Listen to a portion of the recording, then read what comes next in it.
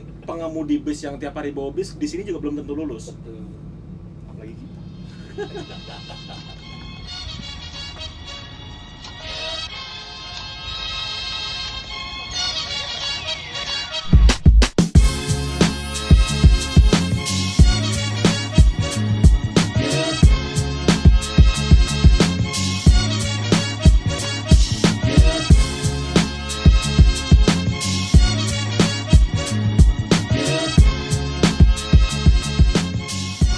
Halo semuanya, ketemu lagi sama Mas Arkan. Selamat pagi, siang, sore, atau malam, kapanpun kalian nonton video ini. Dan hari ini kita diundang oleh Hino dari PT Hino Motor Sales Indonesia untuk menghadiri acara yang sangat menarik. Hari ini Hino akan memberikan penghargaan kepada perusahaan otobus yang mencapai jarak atau kilometer dari bisnya itu mencapai 1 juta kilometer tanpa overhaul. Wah, ini acara yang seru banget dan penasaran kan?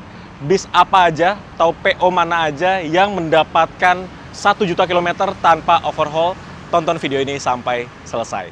Sekarang kita berada di Wisma Indomobil 2. Ini adalah kantor dari PT Hino Motor Sales Indonesia dan ini lokasinya berada di Jalan MT Haryono, Jakarta Selatan.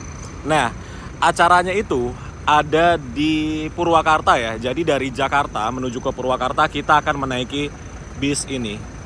Ini bisnya milik Hino-nya langsung tuh. Ada liverynya Hino dan ada tulisan RN8J karena dia memakai sasisnya Hino RN. Sekarang baru jam 7 pagi dan harusnya sudah diberangkatkan sih, cuma ini belum. Jadi kita tunggu aja. Kita akan diberangkatkan dari Jakarta menuju ke Purwakarta, Jawa Barat memakai mobil ini. Memakai bis ini. Oke, sekarang jam 7:30 dan ini kita sudah mau diberangkatkan dari Wisma Indomobil menuju ke Purwakarta. Belum peserta yang lain masuk, kita coba lihat bagian dalam bisnya dulu. Ayo, kita masuk duluan. Nah, jadi seperti inilah bagian dalamnya. Wis, ini kursinya kayaknya ada 50 deh.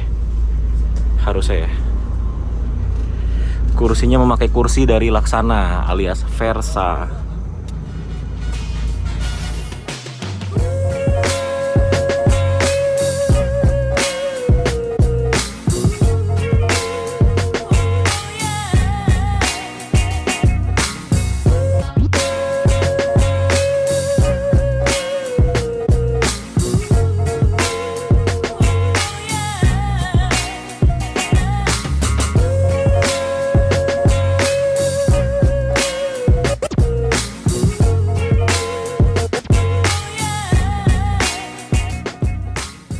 Setelah perjalanan kurang lebih 1,5 jam dari Jakarta, dari MT Haryono Jakarta Selatan, akhirnya kita tiba juga di Purwakarta.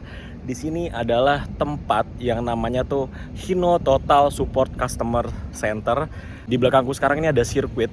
Ini sirkuit miliknya HSTCC atau Hino Total Support Customer Center tadi. Dan di HTCC ini juga ada untuk Hino Training Division.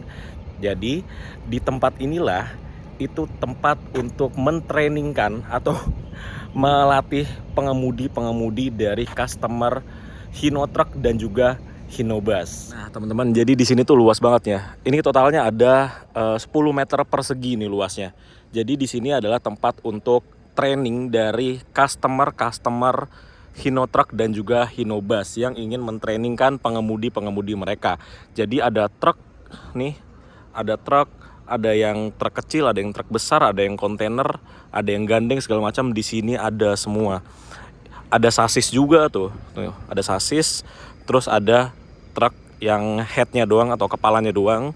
Juga ada bis. Ini bis yang kita naikin dari Jakarta Selatan ke sini. Ini adalah bis yang digunakan biasanya untuk training di sini. Ini Hino RN8J buat trainingnya ya. Dan ini bisnya masih baru banget. Tadi aku lihat kilometernya baru 2.400. Terus di sini ini untuk training dari sebelum mengemudi. Jadi sebelum mengemudi itu kita harus paham ketika kita mau mengemudi truk itu ada beberapa safety yang harus dipahami. Nah, ini sedang mempraktekkan yang namanya blind spot. Nah, nanti akan dijelaskan secara rinci oleh petugas dari Hino-nya. Jadi sebelumnya ini aku jelasin sedikit ya, yang aku tahu. Blind spot itu adalah bagian yang buta atau bagian yang nggak bisa terlihat oleh pengemudi yang ada di dalam truk ini. Di sini ada kayak pilar-pilarnya ya. Ini pilar ini putih. Ini adalah bagian yang nggak bisa terlihat oleh driver karena tertutup oleh pilar A. Nih. Jadi pilar A ini menutupi ini. Jadi kalau kita ada di sini, kita berdiri di sini, ini kita nggak terlihat oleh driver yang ada di dalam truk. Terus tali ini adalah jarak pandang driver dari dalam ke depan. Jadi kalau kita berada di sini, nih, di tali ini, itu kita nggak terlihat oleh driver yang ada di dalam truk. Kalau kita ada di sini, nih, kita ada di garis biru ini, kita baru terlihat oleh driver. Jadi kalau kalian misal lagi naik motor gitu ya, kalian berada di sisi sini, di depan truk, ini kalian nggak terlihat oleh drivernya. Jadi sebisa mungkin ketika ada truk itu kalian kalau bisa menghindar, karena driver truk itu dia luar biasa banyak blind spotnya. Nih, ini di sini ada diibaratkan seorang anak kecil ya, kalau berdiri di sini ya dia nggak akan kelihatan oleh driver. Dan ini sering kejadian loh kayak gini. Bahkan baru beberapa minggu lalu di luar negeri ada kejadian ibu-ibu dia kayak lagi duduk gitu di truk, di depan truk seperti ini nih, persis kayak gini, terus kelindes karena ya nggak kelihatan tuh gimana cara driver lihatnya. Terus ini yang ada motor ini disimulasikan adalah blind spot pada bagian kanan si truk. Jadi driver itu nggak bisa lihat bagian yang di dalam kuning ini nih, nggak bisa terlihat nih di sini dari spion truk. Terus di belakang mobil ini juga nggak terlihat oleh pengemudi tuh karena tinggi kan, jadi mobil ini nggak bisa kelihatan nih. Ini salah satu titik blind spot. Yang sebelah kiri yang parah. Sebelah kiri, even ada mobil di sini aja, ini nggak kelihatan sama driver tuh. Jadi sepanjang garis kuning ini adalah bagian yang driver truk itu nggak bisa lihat.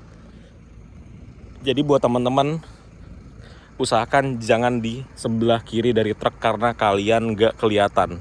Dan area cakupan nggak kelihatan ini luas banget tuh. Seperti itulah kalau kita mengemudikan truk itu baru satu faktor aja, faktor blind spot, dan itu udah banyak banget yang bisa dipelajari. Masih banyak lagi faktor-faktor lain yang harus dimengerti sebelum kita mengendarai sebuah truk seperti ini. Oke, sekarang kita mau masuk ke dalam ruangan dulu. Kita mau di training juga, sekaligus nanti ada sambutan dari COO-nya HMSI, Hino Motor Sales Indonesia, dan juga dari PO-PO yang hari ini akan mendapatkan penghargaan karena unit mereka sudah melebihi dari 1 juta kilometer tanpa overhaul. Nanti kalau udah selesai dari dalam, kita keluar ngeliat unitnya PO mana aja. Seperti hari ini ada beberapa customer yang menggunakan produk Hino dan telah mencapai lebih dari 1 juta kilometer tanpa adanya overhaul. Mungkin cikal bakalnya adalah diawali dari undang-undang LHJ nih Pak, kesalahan ini. Jadi di dalam undang-undang LHJ ini beda dengan 3 undang-undang transportasi lainnya. Bedanya ya tadi ya tentang rel dan sudah dilengkapi dengan komponen after treatment. Ya teman-teman, kita sudah selesai acara di dalam, dan ini dia PO bis yang sudah melebihi 1 juta kilometer tanpa overhaul.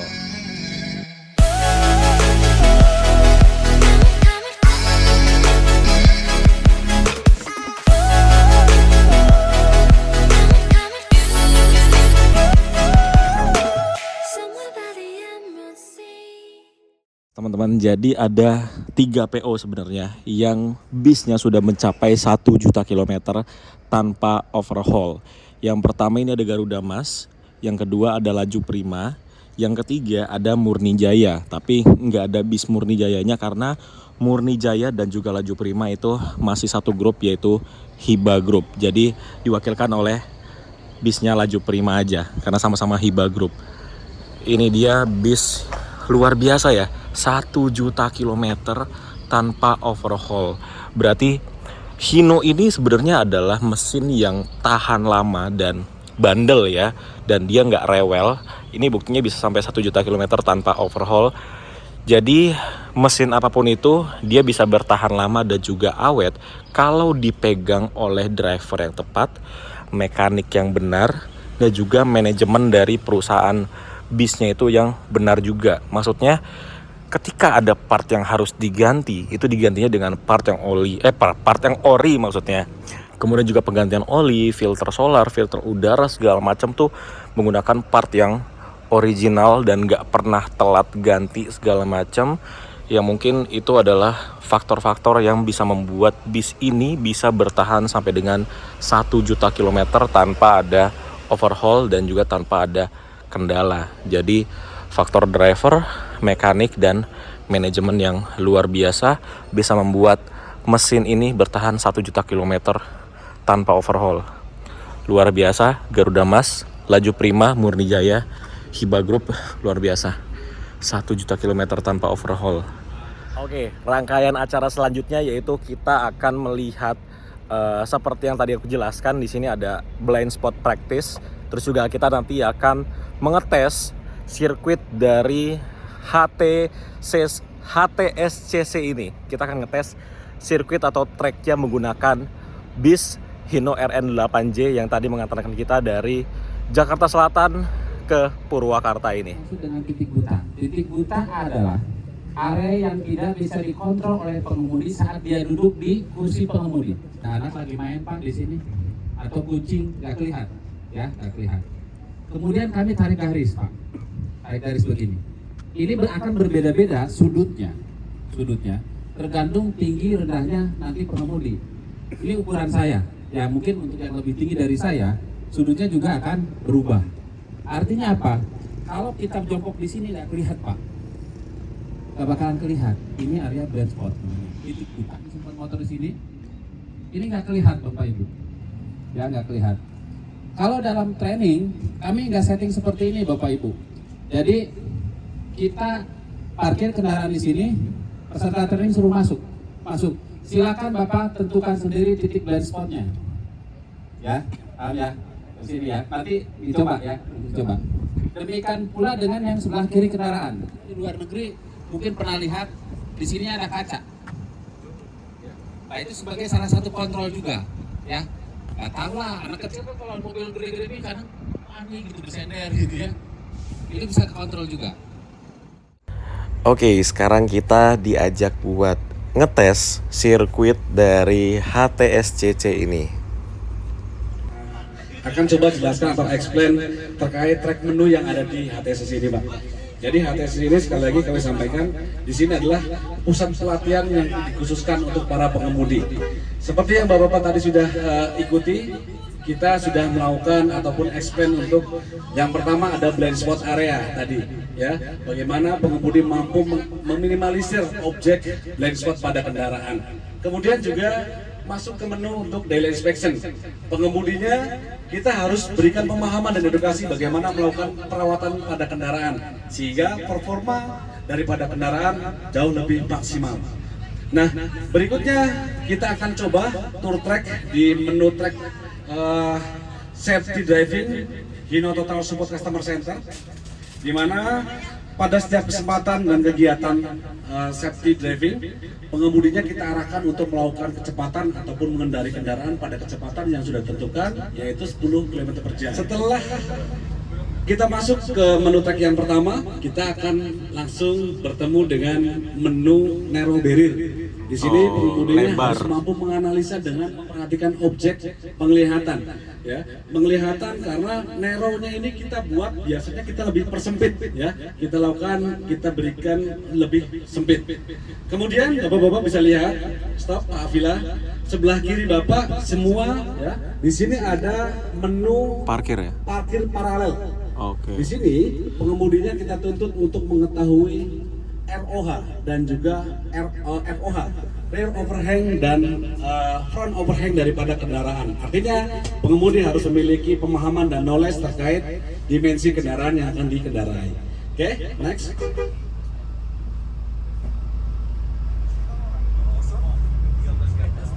Di sini sudah banyak Pak ya pengemudi-pengemudi dari PO bus yang sudah melakukan praktek di sini dan banyak yang gagal ya, banyak yang gagal. Termasuk mungkin fans-fans bapak-bapak semua nih di Bismania ya.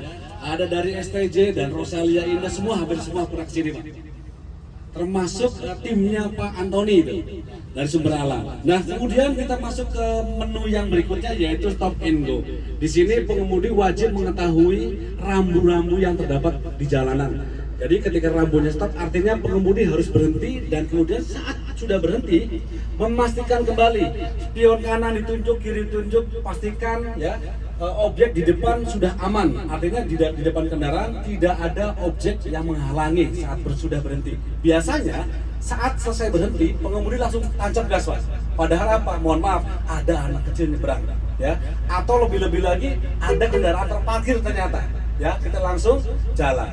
Kemudian jangan lupa bunyikan klakson. Standar untuk membunyikan klakson adalah 1 kali untuk menghidupkan mesin, 2 untuk bergerak maju ke depan, dan 3 kali saat kita akan bermanuver mundur. Ya. Betul Pak. Ada aturan ya, baik aturan yang secara lisan dan juga tertuang dalam sebuah peraturan Pak. Sekali bunyiin mesin, Ya. 2 kali maju, 2 kali maju dan 3 kali klakson untuk mundur. Oh. Kemudian berikutnya masih dengan track menu yang sama yaitu parkir paralel ya. Jadi untuk track paralel ini sama dengan track paralel yang ada di sana. Kemudian di sebelah dari track menu paralel ini ada S ya, tikungan S. Di tikungan S ini biasanya ini identik dan sama halnya ketika pengemudi berkendara di jalur pegunungan, nikung ya, turunan dan belokan. Bagaimana how to handling ya dari pengemudi ketika bermanuver ataupun menggunakan roda kemudi ataupun setir, apakah nyaman ataukah banyak sekali guncangan terkait dengan rolling daripada kendaraan itu sendiri. Ya, selanjutnya kita akan maju lagi ke depan. Seperti biasa ketika selesai berhenti di sini kita edukasi wajib untuk membunyikan klakson 2 kali untuk bergerak dan tunjuk spion kiri dan kanan. Ini juga sama, ini adalah menu untuk stop and go. Di mana pada stop and go ini ada bumper. Nah, bumper ini diibaratkan polisi tidur. Bagaimana pengemudinya mampu memberikan rasa nyaman kepada penumpang saat melewati polisi tidur. Kemudian kita masuk track menu narrow barrier yang kedua. Di sini lebih dipersempit Pak. Biasanya hanya 5 cm daripada spion kanan dan kiri. Ya, spion kanan dan kiri. Ini termasuk bagaimana pengemudi mampu melakukan memaksimalkan visualisasi daripada objek penglihatannya. Karena ada jarak aman, ada jarak pandang juga tadi yang sudah disampaikan. Kita masuk di S. Nah, menu yang berikutnya adalah menu bundaran. Bagaimana driver secara konstan mampu bermanuver di bundaran sehingga bisa memberikan keamanan dan kenyamanan pada kendaraan dan penumpangnya. Ya, dengan memahami karakter dimensi daripada kendaraan tentunya akan lebih mudah saat melakukan manuver baik itu belok ataupun melakukan manuver di bundaran. Artinya, ya radius putar di sini ada sampai dengan 20 derajat Pak. Ya. berapa meter itu? Bisa untuk 12 meter, maksimal minimalnya di 7 meter. Kemudian di sini ada menu portal. Nah ini yang tadi sempat disampaikan pada saat kita di dalam kelas, bahwasanya di sini pengemudinya kita tuntut untuk mengetahui bagaimana cara melakukan pengecekan, ya. Dengan mengetahui route hazard mapping, tentunya pengemudi harus tahu ada portal, apakah sudah sesuai dengan dimensi kendaraannya. Ya, pengemudinya di sini wajib turun Pak, memastikan. Seperti kita lihat, dipastikan dulu ketika oke baru Pak jalan. Banyak sekali kasus nyangkut di JPO, ya seperti di Padang Panjang, Cikerok Nauli ataupun Transjakarta yang nyangkut. Ini karena pengemudinya tidak memiliki pemahaman bagaimana cara menganalisa dan mengetahui dimensi kendaraan. Dengan apa? Dengan cara turun tadi, ya turun dulu memastikan, make sure kembali. Oke, next. Kalau yang turun keneknya boleh nggak Pak? Asal keneknya sudah memiliki knowledge, mengetahui dimensi kendaraan silahkan. Artinya ada kru yang harus memastikan. Tapi bagaimana pengemudi memiliki knowledge dan kemampuan untuk melakukan prosedur pengereman yang tepat. Ya, banyak kita dengar, banyak kita melihat berita pada saat turunan terjadi yang namanya apa? Remblong, Pak.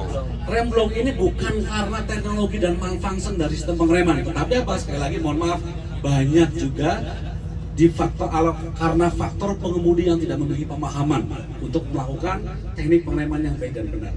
Harus bisa memaksimalkan penggunaan engine brake, ya, memaksimalkan exhaust brake, ya, dengan ketentuan RPM yang sudah ditentukan, dan juga baru kita lakukan pengereman menggunakan service brake. Nah, di depan kita ada petunjuk, Pak. Di sini ada 0, kemudian 5 meter, 10 meter, 15 dan 20. Maksudnya apa? Maksudnya di lintasan ini kecepatannya hanya 30 km per jam. Ya, kita akan melakukan pengereman yang aman sekaligus nyaman dengan kecepatan 30 km per jam. Bagaimana kalau jarak pengeremannya hanya 20 meter? Karena berdasarkan standar, pengereman yang aman atau jarak yang aman adalah 1 meter untuk setiap 1 km. Contoh, di tol kita sering lihat maksimal 100 km per jam. Kemudian jarak aman adalah 100 meter. Nah, di sini kita akan simulasikan dengan kecepatan 30 km per jam, bagaimana hasilnya ketika melakukan pengereman dengan jarak hanya 20 meter, ya Pak ya.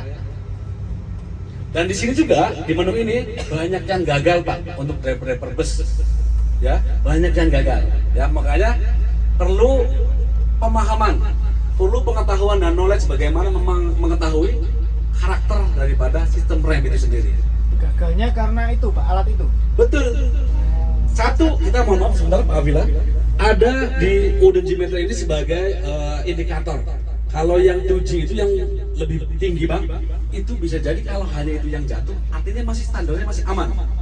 Namun kalau sudah yang tinggi sudah jatuh, ya, dua-duanya sudah jatuh, artinya tidak aman.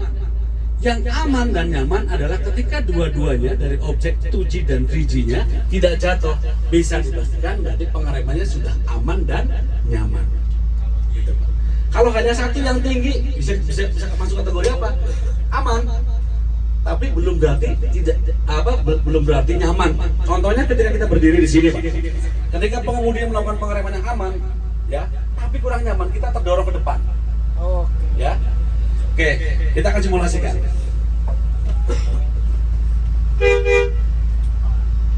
Oke, Mas. Oke, kecepatan kita jaga di 30 km per jam. Siap-siap, hati-hati dan jangan lupa, Pak, posisi duduknya. Karena bisa saja nanti pengeremannya hard braking ataupun soft braking.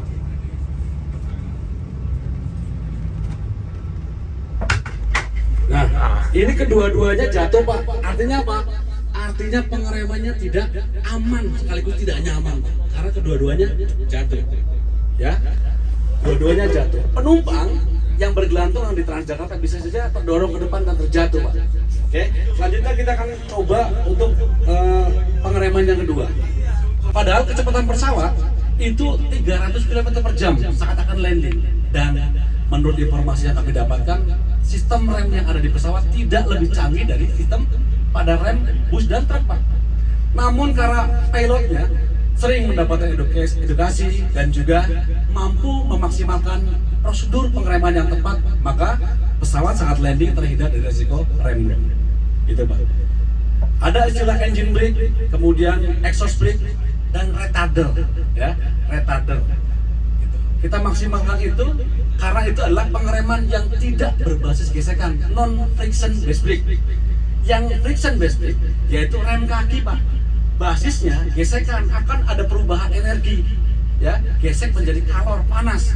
Kalau panasnya mampu diminimalisir atau ditahan oleh kampas, aman. Nah, ketika kampas sudah brake padding, panas overheat, lolos, Pak. Lolos. Ini yang menjadi penyebab remblong pada saat jalanan turunan. Oke, lanjut. Sudah 30 km per jam. Kita maksimalkan pengereman exhaust brake, engine brake, dan juga rem kaki. Nah, Pak, gimana Pak? Halus. Kedua-duanya tidak jatuh. Oke, itulah simulasi pengereman yang aman dan nyaman. Oke. Mudah-mudahan dapat dipahami dan informasi yang kami sampaikan dapat diterima dan memberikan manfaat kepada Bapak semua. Amin. Baik, terima kasih Pak Afila. Pada saat akan melakukan menstart kendaraan, ini wajib pertama kita kunci kontak on dulu. Tujuannya apa? Memeriksa indikator yang ada di dashboard. Karena anginnya bagaimana? Oke kah? Kalau sudah oke, kita bantu melakukan start dengan menginjak pedal kopling. Salah satu tujuannya adalah memperingan kerja mesin, Pak. Sehingga baterai juga lebih awet. Oh gitu. Ya. Namun sebelum melakukan teknik ini, yang harus dipastikan adalah kunci kontak on sebelum start, memeriksa tekanan daripada tekanan angin, karena harus anginnya cukup. Gitu. Nah, misal baru start nih Pak, Ya. dari anginnya 0 ke dia harus optimal tuh berapa lama? Nah, untuk kendaraan Indo sendiri, selama kendaraan dan engine-nya masih standar, maka hanya dibutuhkan waktu 6 menit saja. 6 menit. Ya, dari posisi 0 sampai dengan 9 bar. 9 bar. Yes. Hanya butuh waktu 6 menit. Nah, teknik berikutnya sebetulnya untuk ini perlu dan penting disampaikan untuk pengemudi. Bagaimana memeriksa celah kamas rem dan ketebalan kamas rem. Contoh di sini angin dengan tekanan 9 bar. Kita lakukan pengereman beberapa kali. Iya, turun. Ya. Baru setelah 5 kali, 6 kali turun, Pak. Turun. Sampai dengan 5. Artinya apa? Ketebalan dari kamas remnya masih standar. Oke. Contoh, kita baru melakukan pengereman 3 kali. Namun angin sudah turun drastis dari 9 sampai dengan 5. Iya. Ya. Artinya apa? Ketebalan dari kamas rem sudah mulai tipis atau celahnya sudah makin longgar, sehingga apa? Dibutuhkan banyak tekanan angin Buat untuk bisa mendorong, ya? mendorong Iya, gitu. iya, Ini iya. harus diperhatikan. Terkadang driver kurang mengetahui, memahami karakter daripada mesin, ya, sehingga ketika di turunan ternyata apa? Anginnya tekor. Nah, termasuk tadi ngisi angin dengan posisi idle langsam di 550 rpm untuk standarnya engine C08 atau Hino RN ya 285 ini, atau RM 280 dan RK 260 adalah di putaran mesin 550 sampai dengan 600. 550. Ya, 550 sampai dengan 600 Normalnya rpm. ya? Normal standarnya. Oke. Idle ya, Pak. Idle. Nah, dengan kondisi idle ini, maka dari angin dari 0 sampai dengan 9 ini hanya membutuhkan waktu 6 menit. 6 menit selama kondisinya masih standar. Oke. Dan juga filter udara dipastikan dalam kondisi yang bersih. Nah, indikasinya apa? Ketika ada keterlambatan pengisian, kok ternyata lebih dari 6 menit, 10 menit. Periksa terlebih dahulu filter udara. Ya, barangkali ada kebuntuan atau kondisi filter udara sudah mulai kotor sehingga asupan Anginnya kurang. itu kurang. Oke. Itu saja sih. Oke teman-teman, ini kita diizinkan untuk mencoba bis di tracknya Hino HSTCC ya Pak? Betul. HSTCC. Kita nyobain Hino RN 8J. Kita coba. Ini untuk parking brake-nya dia ada di sebelah sini. Beda-beda ya Pak tiap karoseri ya? Kalau Adi Putro kayaknya di sini kalau nggak salah. Oke, sekarang kita coba. Kalau Hino gini langsung 2 apa 1 dulu Pak? Nah, standarnya kita wajib pakai 1.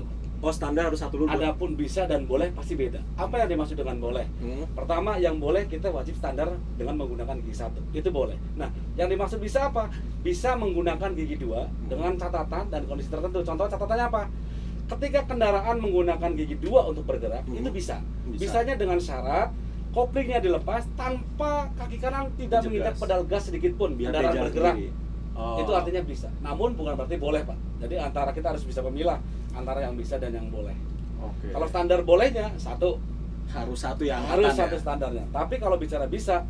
Bahkan kalau di unit RM 280 yang Euro 4 yang terbaru itu bisa Pak. Bisa menggerakkan dari start awal itu langsung menggunakan gigi 3. Oh, langsung Bisa. 3 Euro Ya. 4. Tapi Berarti RM bukan sekarang itu ya? RM ya, tapi bukan berarti boleh ya, Pak. Kalau ngomong bisa. Oke. Nanti jadikin pakem nih. Wah, katanya boleh, bukan boleh. Bisa. Bisa. Ya. Tapi standarnya Syarat tetap 1. dan ketentuannya berlaku. Nah, syaratnya tadi Jadi lebih baik emang mulainya dari 1 ya Pak? yang diperbolehkan mulai dari 1. Walaupun emang Hino itu satunya singkat banget ya. Porsinya ya karena besar. Langsung besar gitu. Iya. Oke, sekarang nih langsung mulai jalan aja Pak ya. Gas. Kompor. Apa klakson dulu ya Pak? Langsung 2 Jadi kali. sebelum jalan itu ada standarnya. Klakson sekali buat nyalain mesin, klakson 2 kali buat maju, klakson 3 kali buat mundur.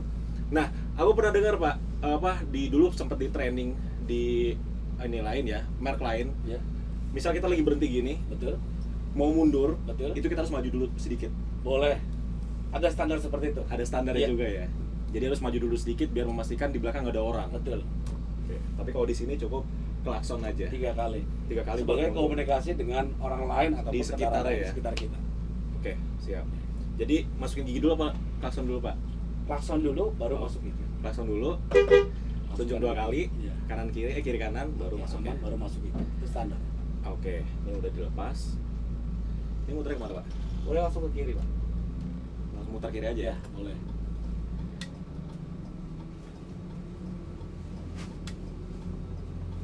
Enak ya, bis baru ya? Rasain. Terus itu sudah lama. Pengen. Tapi kilometernya baru 2.400, Pak. Terus lurus dulu. Lurus dulu. Bukannya udah laku ya? Terus Iya, baru udah bapak ke laku. kiri. Ada 285 ya itu ya. Kiri. Sama stiker. Sini mana, Pak? Coba bapak belok ke Kanan kanan. lagi. Hati-hati, tadi kita ada barrier ya. Narrow barrier itu hati-hati. Ya. Oke.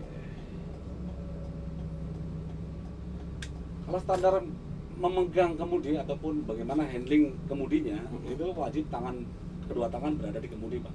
Tidak boleh dengan satu tangan. Oke. Kemudian Lolos ya. kita kanan boleh, coba bapak bisa enggak kanan, Kanan. ya, kanan dari sini kanan, kemudian di kiri lagi. Coba, kalau Kiri hati-hati lagi. saja, hati-hati. Perhatikan objek sebelah kiri nih, ini blind spot. Oke. Ya kiri kuat, ya terus, ya aman.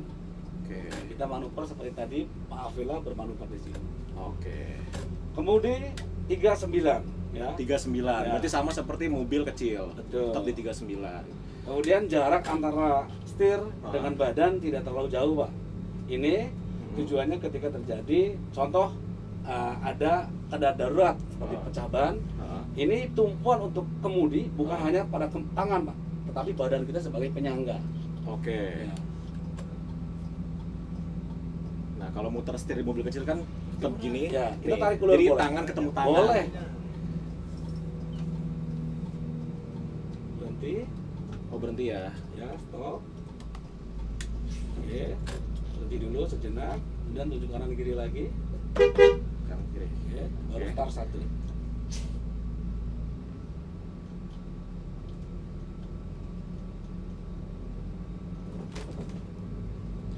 Ada teknik yang harus dipahami oleh pengemudi. Iya. Ya, teknik ini berhubungan dengan spesifikasi daripada produk. Berarti Yaitu tiap produk berbeda. torsi Heeh. dengan tenaga maksimum ataupun horsepower ya. Oke. Jadi dengan kita guidance, kita pandu pengemudi untuk mengetahui spesifikasi tentang torsi, maka ketika bermanuver dari posisi diam di tanjakan akan melakukan penanjakan, tidak mengalami mundur lagi, langsung bisa menanjak dengan Oke. Berarti dia bisa ngatur Torsi, gas Pak. antara lepas kopling itu ya. Jadi biar nggak mundur. bukan terkait masalah lepas gas dengan koplingnya, tapi bagaimana mengatur RPM. RPM-nya maksudnya, Yes. iya, ngatur RPM biar dia buka gasnya pas gitu Ya, kan. betul. Dan kita ke kiri. Pemahaman tentang torsi setelah dipahami, maka pengemudi akan lebih mudah melakukan handling saat berhenti di tanjakan dan akan melakukan pergerakan nanjak kembali tanpa mengalami kemunduran ke belakang. Oke. Lewat sini lagi. Oleh ya lurus. Kemudian bundaran, Bundaran. perlawanan dengan arah jarum jam. Jadi bawa bis ini emang harus jam terbang ya, Pak ya? Ya, Karena aku jarang-jarang nih, Pak, nyetir bis. Kadang udah lama nggak bawa bis kagok gitu. Jadi butuh berapa menit buat penyesuaian penyesuaian, dulu. betul. Oh, ini ngepas ya bundarannya ya? Iya, Pak. Ngepas banget. Di belakangnya itu mentok kun gitu. Hampir. Ini kemana lagi, Pak? Terus kiri lagi terus, satu kali putaran. Oh, putar lagi? Ya, putar lagi. Kemudian masuk ke area portal. Nah, tadi pengemudinya turun, Turun. memastikan tuh tunjuk kanan kiri. Nah, biasanya pada saat peserta melakukan praktek di sini, ini portalnya kita turunkan, tapi seakan-akan cukup, padahal nggak cukup, Pak. Oh, gitu. Iya, Jadi ini saya harus turun nggak, Pak? turun.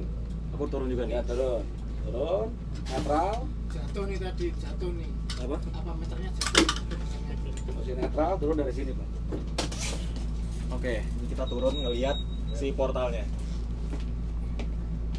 Ribet ya nyupir ya. Nah kalau kayak gitu di supir-supir akap yo Suwe no ya. Harus disurvei dulu. Atasnya penumpang selak. Ayo per, gendang budal per, gitu ya. Nanti kan kalau ada kabel gimana? Ayo kena aja yang turun toh.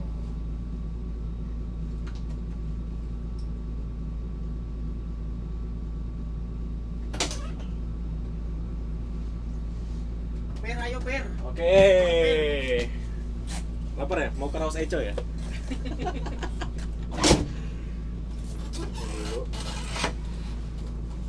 Ini kan bodinya apa nih? HD Prime ini ya? Ini HD Prime ya Pak ya? single glass MHD kalau nggak salah. Oh, MHD. Berarti dia tingginya 3,8. Yes. Oke. Dan ini kayaknya dia 4 meter ya ininya ya. Ductingnya. Tinggi Oh, ini portalnya. portal 4,2. 4,2 double Yes. decker dong Pak. Iya. Itu masuk sini, Pak. Ngepres tapi ya. Ngepres. Safety braking. Wah ini nih nggak lolos ini kalau gini.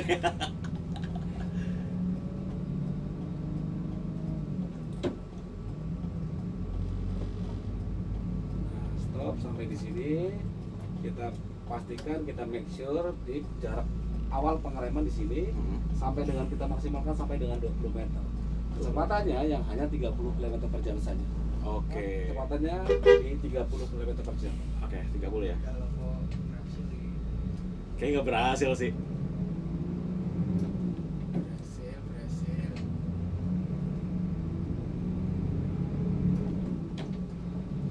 Tahan gas, jangan sampai dilepas, jangan sampai turunkan di kecepatan 30. Di garis pertama baru lepas gas, lakukan pengereman. Ya.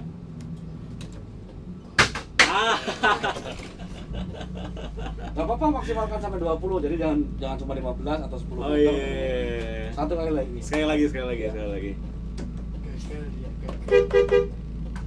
Susah ternyata ya. Pengemudi bus yang biasa ugal-ugalan urakan di luaran sana, kalau udah sampai sini, di sini tertunduk lemas.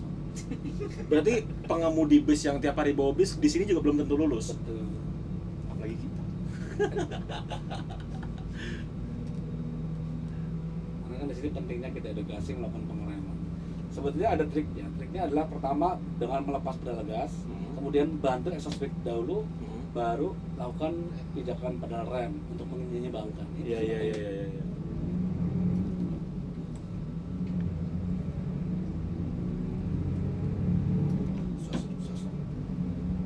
Nah, lepas, kemudian persiapkan lepas gas nanti dulu.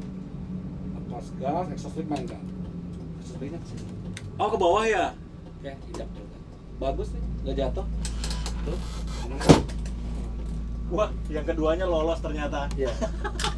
Karena bisa memaksimalkan tadi antara Oke. engine brake, exhaust brake, dan baru service. Itu kuncinya apa? Triknya. Jadi ngerem bis itu nggak Makanya, cuma kaki toh. Kalau pengemudi masih ngeremnya ngejut-ngejut, nggak enak. Ya, mohon maaf, biasanya langsung injakan langsung pedal rem.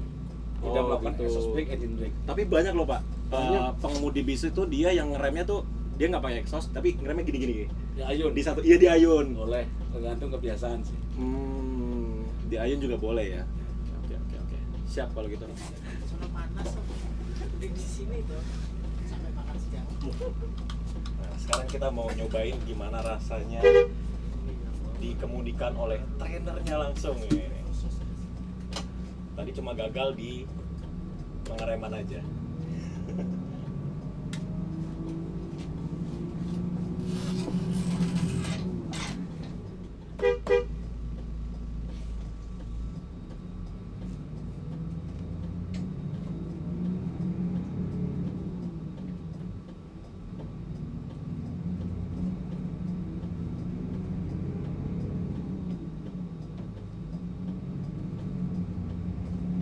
Gini aja, exhaust. Sampai 20 aja nggak apa-apa sih. Iya lo halus banget. Sampai 20 aja. Kan batasnya 20. Bukan 30, kalau 30 sampai sana nanti. Ya kan, gitu aja sih. Nggak berasa ngeremnya loh. Luar biasa. Pak, makasih banyak ya Pak ya. Terima kasih banyak warga. Banyak, Pak. Terima kasih Pak. Ya. Oke, sekarang kita turun. Oke, jadi begitulah rasanya nyetir bis Hino RN8J di sirkuitnya HTSCC.